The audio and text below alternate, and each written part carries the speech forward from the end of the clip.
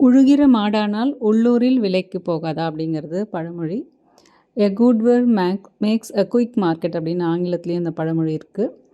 இப்போ ஒரு மாடு வந்து நல்லா உழுது அப்படிங்கிறது அந்த ஊரில் இருக்க எல்லாருக்கும் தெரியும். அந்த மாட்டை விற்கிற ஒரு சூழல் வந்தால் கூட அதை வாங்கிறதுக்கு எல்லாருமே தயாராக இருப்பாங்க.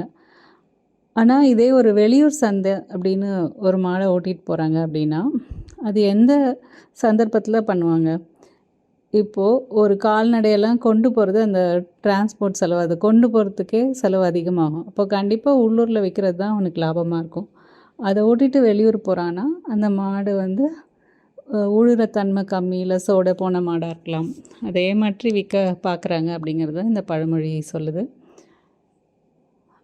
ஒரு எந்த நல்ல பொருளுக்குமே நல்ல சந்தை கிடைக்கும், நல்லா இல்லாத பொருளுக்கு சந்தை இருக்காது. அப்போ அந்த சந்தை இல்லைன்னா அதை தேடி அவங்க வெளியூர் போக வேண்டியிருக்கும் அப்படிங்கிறது இந்த பழமொழி அழகாக சொல்லுது.